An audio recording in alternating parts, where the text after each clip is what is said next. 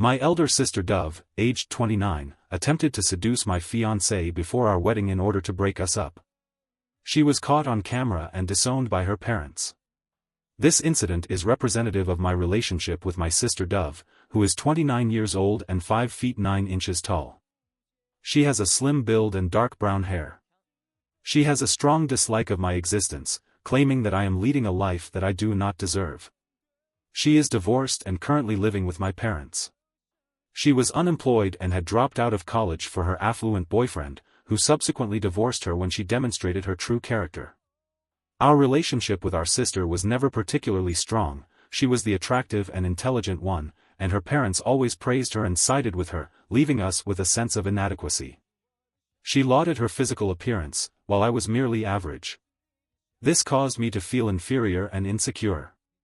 Her disparaging remarks about my appearance during childhood left me with a deep sense of inadequacy. My parents never supported me, and they often disregarded my feelings because she consistently met their expectations. This led me to distance myself from them as a child. During her teenage years, she frequently invited friends to our home while their parents were away. These friends often engaged in mischievous behavior, including entering my room and disrupting my studies.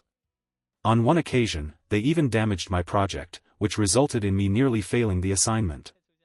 I initially considered informing my mother about this incident, but Dove threatened to share embarrassing images of me with my classmates. This occurred when I was 14 years old. I am currently a year old. As I grew older, I became increasingly fearful. She consistently evaded accountability for her actions, and informing my parents was futile given their lack of attention. She engaged in numerous actions that incited my profound animosity. My mother was seldom a source of support, but my father occasionally confronted her. This occurred when she misused my phone to send unsavory messages to my girls' group, following my complaint to him about her. She then spilled coffee on my prom dress, playing the victim by claiming that she had done so accidentally. This incident led me to cease confiding in him. I am perplexed by her profound animosity. In retrospect, I came to understand that her narcissistic tendencies were not a reflection of me, but rather a defining feature of her personality. She exhibited a pattern of manipulative and deceitful behavior, including infidelity in her romantic relationships. I am reluctant to acknowledge this, but she also displayed a tendency to seek financial gain from her partners. Her ex-partner, who remains a close friend of mine, offers a compelling illustration of her character. During her teenage years, she displayed a proclivity for manipulative and deceitful behavior, and this pattern persisted into adulthood. It is evident that her parents played a role in her development, as they did not implement effective disciplinary measures. However, as she transitioned into adulthood, there were indications of improvement. I worked diligently to gain admission to my dream college, and after experiencing initial challenges, I secured my desired position. I met my future spouse, Atlas, at an office conference. He was intelligent, kind, and attractive, and we immediately connected. Within a few months, we began dating. We traveled frequently for leisure, business, and family visits.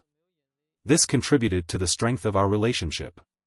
Atlas was close with his siblings, so he introduced me to his brothers and parents. However, I took my time introducing him to my parents. The primary reason for this delay was my sister Dove's malevolent intentions were the primary reason for my hesitation. I was plagued by the persistent notion that she would inevitably derail everything. She was the beneficiary of the most advantageous circumstances throughout her childhood and adolescence. Now that my circumstances were flourishing, I was certain she would be unable to accept it, particularly the romantic aspect. However, I could not prolong the inevitable. Atlas was becoming increasingly aware of my reluctance to introduce him to my family. After a year and a half of dating, I finally informed my father about him. He was pleased that I had found a man who was worthy of me. I was invited for dinner, which I found both exciting and stressful. I was aware that Dove could take any action to disrupt my life, despite Atlas's awareness of my family dynamics. I discussed the situation in detail with him, who was calm and assured me that he would handle it in a few days. I called my father, who informed me that Dove had called. This was unexpected, as she had never contacted me before. She was inquiring about Atlas and his plans to visit home. I believe that my mother would have informed Dove that I was dating this individual. Given the circumstances, I am now fully aware of the reasons behind her interest in me. However, I am concerned about the potential consequences of introducing Atlas, given my awareness of her intentions. I am also contemplating an alternative solution to calling my parents over to my place to introduce Atlas. I would like to express my gratitude for all the insightful advice that has been provided. Some of you have inquired about Dove. I will provide a detailed account of the situation. It is true that my parents, particularly my father, have exhibited a shift in their perception of my sister following her divorce. She has ruined her own chances of success. She was a very good student, but as soon as she entered college, her entire focus shifted to her physical appearance and her pursuit of beauty. She began a relationship with a wealthy man named Jeremy, which led to her neglecting her studies. I was preparing for my college entrance exams during my final year of high school, and she often told me that I would never get into my dream college. However, I did succeed for the first time. I received validation from my parents, who were happy and proud of me. However, my sister was envious when all the attention was on me and not on her. My parents organized a celebration party with close family and friends for my academic achievement. However, my stepmother attempted to disrupt the event and monopolized the attention. She made a public announcement of her engagement to Jeremy at the party. It was evident from Jeremy's expression that he was unaware of the engagement. Nevertheless, she was successful in her mission of making that day about herself. Everyone at the party expressed interest in learning more about Jeremy because he was perceived to be wealthy. My sister frequently displayed expensive gifts that he had purchased for her and would say that I would never find a wealthy husband because of my academic achievements. I am aware that I am not the most attractive person, and I am aware that this has caused me to feel bad about myself. I informed her that I am not a gold digger like her, and that I am capable of supporting myself financially while she is able to have a wealthy husband. She was a very selfish person, and I would go as far as to say that she was the most selfish person I have ever met in my life. A week later, Jeremy got engaged, and I was already off to college. I did not attend the engagement, as I was not invited. I never had any conversation with her, and I did not feel like I needed to. I felt good about going home for holidays, as Dove was living with Jeremy even during holidays.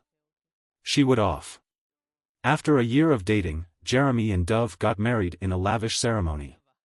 The majority of the expenses were covered by Jeremy's father, who paid for the remaining costs as a courtesy because she did not earn any income. Their marriage lasted for a brief period. After 3 years of marriage, they divorced. I learned of the reason for the divorce from Dove, who stated that she did not want to have a baby, whereas Jeremy was eager to become a father. However, he told me that he never forced Dove to have a baby, but that he was unhappy with how she never disclosed her preference before and kept it a secret. He avoided the conversation for 3 years. Additionally, he mentioned her drinking and partying habits, her flirting with men in bars, and that she married him only for money and had no emotional connection. I wondered if he was naive to not know her motive for so long. Jeremy showed me videos where Dove would go out drinking with men and they would touch her appropriately, yet she would not stop them. It was commendable that he had the courage to end the relationship. My parents sided with Dove and placed all the blame on Jeremy for forcing her to have children, never acknowledging Dove's role in the situation. Following the dissolution of her marriage, Dove relocated to reside with my parents, as she was no longer employed. She terminated her studies at college to marry Jeremy, and 5 years later, she had neither a college degree nor any work experience. She presented an outwardly traumatic persona, ostensibly due to the divorce, but in reality, she was content with her newly acquired freedom. Within a month of the divorce, she resumed her previous lifestyle of clubbing and casual sexual encounters. Her social media posts indicated that she was engaged in frequent dating and canceling plans with others. After 2 years of my pursuing my career, I achieved. My parents were delighted when I informed them of my acceptance of a position that would allow me to pursue my passion while also providing a lucrative income. Upon my return home after accepting the position, my father expressed pride in me. I was pleased to be able to share this news with them. During dinner, my father expressed his disappointment when he saw Dove, who had returned home intoxicated. He felt that she had made a mistake by not pursuing education like me and had instead jeopardized her future by becoming dependent on Jeremy. He also mentioned that I was earning a considerable income, which made it clear that Dove was still dependent on them for financial support. My mother intervened, asking my father not to make such comments. This prompted Dove to become upset and slam the door. This incident led my father to realize that Dove was overly dependent on him and his wife. He advised his mother to adopt a more serious outlook and to take steps to improve her circumstances. I considered her words to be a reflection of her own sense of inadequacy, as evidenced by her subsequent visit to my room and her assertion that I could never achieve her level of success, regardless of my financial circumstances.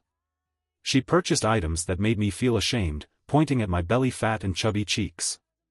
I was disillusioned with her as a teenager. I was devastated by these comments, but now I simply do not care. I laughed at her and said that I did not want to be like her. She needed to alter her attitude. Upon hearing this, she unleashed her wrath and demanded that I leave the house. I informed her that this was my parents' house and that she had no authority to order me about. The following day, as I was packing for my return, I noticed that 2 of my dresses had been torn, evidently cut with scissors. I proceeded downstairs and exhibited my juvenile behavior to my parents. My father, in a fit of anger, called for Dove to intervene, but my mother attempted to exonerate her, claiming that Dove was in a state of shock and lacked the capacity to comprehend her actions. My father, in a stern voice, warned my mother to refrain from involvement and demanded that she take responsibility for her daughter's actions. Furthermore, he informed her that he could no longer provide for her and tolerate her narcissism. This did not go down well with Dove, who subsequently began to hate me for all this. Since then, I have been subjected to Dove's deadly wrath. While I was initially unperturbed by her hatred, it became unbearable when she attempted to make advances on my boyfriend. She made advances on my boyfriend. After much deliberation and discussion with Atlas, I ultimately decided to visit my parents with Atlas. There was no point in hiding him from Dove, as no matter how hard I tried, she would eventually reach him. My friends advised me to test the man more thoroughly now, rather than risk losing him later. Dove would succeed in his malicious intention only if Atlas gave in. I arrived at my parents' house with Atlas.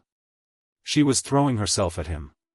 He was exchanging greetings with his parents when Dove suddenly approached him, attempting to initiate a physical contact.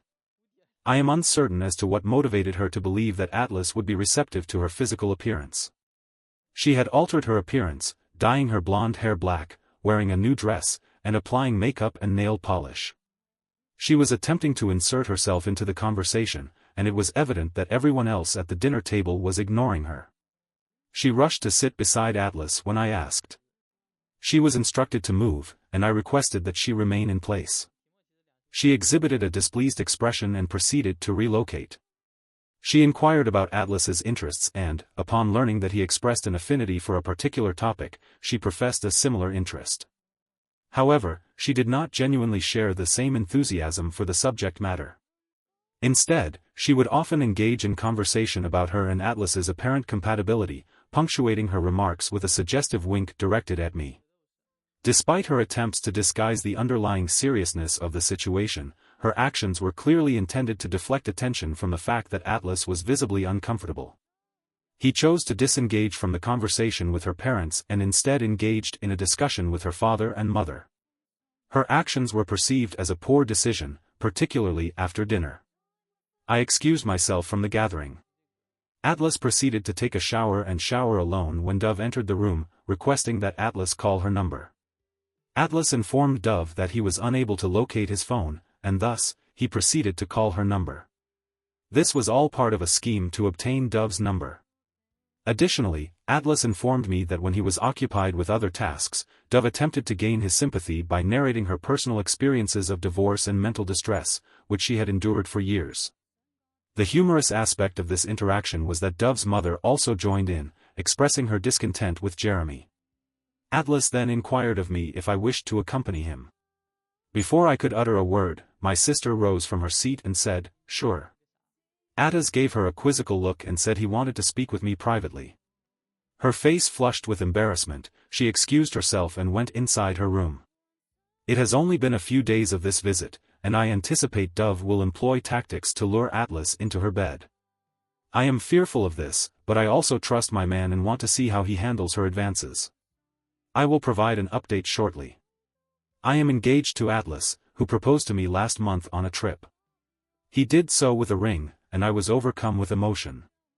After my visit to my parents, Dove attempted to influence Atlas through manipulation tactics. She sent him messages inquiring about his well-being.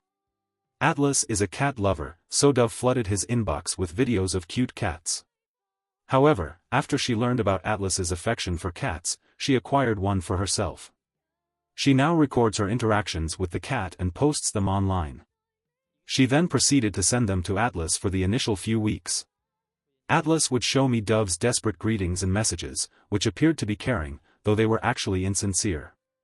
After a while, he stopped telling me about her messages. I assumed she had given up on him and moved on, as we had. We also had other things to do in life, and our schedules were hectic. Once I was scrolling through my social media and saw Dove added to Atlas's account, I was surprised. Furthermore, she was liking and commenting on each of his posts with those cute, silly, and somewhat juvenile icons. She even commented on his old pictures and videos from the last 7 to 10 years. I did not feel entirely comfortable with this situation, so I decided to check his phone. I discovered that Dove was still texting him on a regular basis, but her messages were unread. They were somewhat peculiar in nature. It was evident that she was attempting to gain Atlas's attention, as there were numerous missed calls in the call logs, including one received at approximately 3 o'clock. The time is 00 a.m. Upon observing this, I experienced a sense of unease, prompting me to inquire about the nature of Dove's interactions with Atlas. In response, Atlas exhibited signs of nervousness and stated that he had been ignoring her messages. He further suggested that it might be preferable not to discuss her. I continued to press him about the calls, and he maintained composure. Eventually, he took the opportunity to explain that on one occasion, Dove had called him when she was visibly distressed. He had initially been frightened by her demeanor and assumed that something was wrong. She then proceeded to discuss a series of traumatic experiences related to Jeremy and her need for emotional support. In response, Atlas advised her to seek guidance from her parents and emphasized that her actions were inappropriate. In response to Dove's late call, he informed her that she should have informed him first. This remark particularly resonated with me, as it highlighted the fact that Dove had been keeping information from me. I expressed my displeasure at this, and he assured me that he would not be taken in by Dove's tactics. He also stated that he would not fall for her tricks and that I had nothing to worry about. I have read hundreds of such posts where the husband has fallen to this trick despite trying hard to avoid it. I do not wish to make a fool of myself by trusting him blindly. I informed him that, should Dove call him again, he should hand the phone over to me. I wanted to catch her red-handed. He was able to identify the source of the call and, on one occasion, the caller was identified as the individual in question. The call was received in the middle of the night and the individual was woken up. When the caller was asked to confirm whether this was a mistake, she replied that it was a mistake and then terminated the call. On the following day, numerous attempts were made to contact the caller via telephone, but she did not respond. Text messages were sent from Atlas's phone. She informed me that she had been contacting Atlas at odd hours and that she should refrain from doing so. She also advised me that if there was an urgent matter, should contact her directly, rather than Atlas. After this, I was reassured that she was no longer a part of our lives. I then sent a photograph of the engagement ring to my father. It is likely that she showed this to her mother and sister, who then began to engage in further monitoring of her activities. She resumed sending him messages and videos, which he then shared with me. I was extremely disillusioned with her conduct, particularly when Atlas informed me of her actions. I contacted her and expressed my displeasure, urging her to cease her manipulative tactics and pursue a more fulfilling life. She remained silent for the majority of the conversation. I unleashed all my suppressed anger, but I was unaware that she would not cease her actions as soon as I terminated the call. I received a call from my mother, who was enraged and verbally abusive towards me. She accused me of insulting my sister. My sister, Dove, informed my mother that I was accusing her of stealing my fiancé. My mother responded by stating that my actions had caused my sister to experience panic attacks. It would be beneficial to demonstrate a modicum of consideration towards your sister, who has been grappling with depression for several years and who has yet to recover from her traumatic divorce. It was somewhat amusing to observe that Dove was never depressed about her divorce. I terminated the call and informed my father that if they persisted in turning a blind eye to Dove's actions, I would have no choice but to sever all ties with them. If I had continued to ignore Dove, would have terminated the relationship. I was no longer willing to be a passive participant in her actions. I had reached my limit. I had previously believed that she would never stoop so low, but I had not anticipated that she would attempt to seduce my fiancé before our wedding. Her actions were a culmination of years of bullying and harassment. While I had previously been subjected to various forms of humiliation and ridicule, I was nevertheless disconcerted to discover that she had attempted to seduce my fiancé and disrupt our wedding plans. In the aftermath of this incident, I ceased communication with my mother, who had been instrumental in organizing the wedding. However, she subsequently telephoned me to express regret for her outburst and claimed that she had been overwhelmed by fear. To observe Dove experiencing panic attacks and subsequently losing control was distressing. One of my cousins informed me that Dove had been crying at my happy life. She had been sharing with others how I had accused her of stealing my fiancé and how I was undeserving of the opportunities one was receiving, particularly in relation to Atlas. Dove, as the more attractive of the two, should receive the best of everything, while I am to receive nothing. I informed my mother of this, and she remained silent. She appeared to accept my decision, suggesting that I focus on my wedding and future life. As planned, Dove maintained a low profile throughout this period. At least she on the day of the wedding, Dove did not appear in our lives. We were at the venue, busy getting ready for the big moment. I received a call from Atlas's best friend, who asked me to come to Atlas's room with my parents. I playfully teased him, saying that Atlas could not see the bride before the wedding. He said it was something serious, and we needed to address this before the wedding. My heart pounded and I rushed to his room with my parents. Atlas was lying shirtless, slipping in and out of consciousness while his groomsmen narrated Dove's cunning tactics. Atlas was getting ready in his room when Dove arrived with a drink he refused to have. Dove forced him to drink the beverage, which he refused. However, he soon realized that the drink had been spiked. He excused himself and went to the washroom, where he called his friend to explain the situation and request his assistance. By the time his friend rushed into the room, Atlas had partially passed out and was out of the washroom. His friend was Atlas and the unidentified individual were sharing the room, so the latter had to access the room's closet. He then proceeded to switch on his camera while sneaking inside the room. He heard Atlas shouting at Dove to leave him alone while Dove was sitting on him, undressing herself, and rubbing herself over him. This disgusting act was captured on camera when she observed Atlas's acquaintance and feigned an intimate encounter, covering her body and exiting the room. She was unaware that she had been recorded. She smiled at his acquaintance and requested that he not divulge the incident. Upon our arrival, Atlas was still lying there, partially unconscious. The beverage had been so strong that it left him with severe dizziness and a headache. The drink was so potent that it left Atlas with severe dizziness and a headache. Even a few sips were enough to cause this reaction.